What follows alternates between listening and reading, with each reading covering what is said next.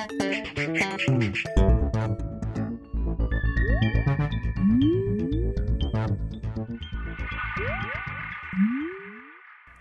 everyone, and welcome to The Vortex, where lies and falsehoods are trapped and exposed. I'm Michael Voris.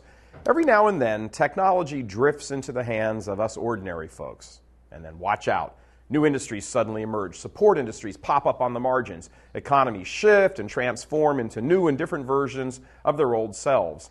And sometimes the new technology packs much more power than just economic. It is spiritually transformative.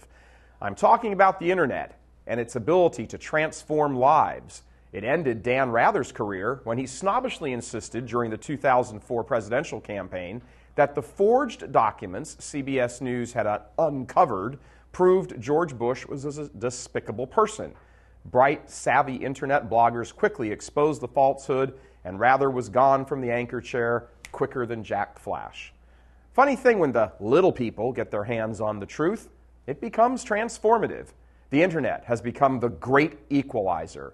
Try to pass off something not true, and some intrepid keyboard artist will nail you before the lie is out of your mouth. So, what does this portend for unfaithful Catholics, especially the ones in leadership roles in the church?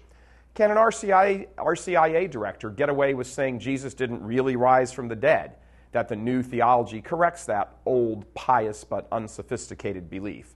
Well, she'll still try, but 30 seconds of hunting and pecking will turn up the truth that she's just part of a silly bastion of heretics, a colony of crazies who simply don't like the faith for their own personal reasons, but have hung around to destroy it from within. What about the social justice crowd, or the peaceniks of yesteryear? These are the ones who've had the control of all the outlets of Catholic thought into the mainstream. They've ruled the channels of information, or rather disinformation, for these many decades. But then came the internet, and it's doing to them what it did to Dan Rather, exposing their agendas and sending them packing. Orthodox Catholics are the ones who rule the waves, the internet waves, that is. Without the internet, the corruption and hidden agenda of the liberals who run the Catholic Campaign for Human Development would never have reached the audience that it has reached and caused the liberals their big, huge headaches. Liberal Catholic clergy would never have their ties to Saul Alinsky, now known by hundreds of thousands. The duplicitous, self-serving, power-hungry types who run the day-to-day operations in many of the nation's chanceries are finally having to face the light of day. In short, the internet is now beginning to do to the church what it has done in so many other areas of society: expose the garbage where it lays most hidden. But there's another aspect that only gets talked about in very hushed tones, and it's the most important. The beauty and truth and reality that is the Catholic faith is now also coming to the fore, being able to be seen and heard by millions of people who up to this point have had to have it filtered by liberals and heterodox churchmen. And what's noteworthy is the single fact, almost to a man, this whole Catholic revolution on the internet is driven by lay people. With so many older religious orders in shambles, it is the laity that are stepping up. Now, this is not to disparage the good work of priests like Father Barron or the Franciscan Friars of the Immaculate who produce Air Maria. It's just to say that their efforts are outnumbered by the dozens of laity who have heard and answered the call to defend and advance the faith with apologetics, catechesis, and yes, exposés and commentary. I was talking with a Monsignor a year or so ago here in Detroit who was reflecting out loud about the church and the internet. He said to me, "The church hasn't figured out yet how to handle the internet as a tool." I thought to myself, he's right.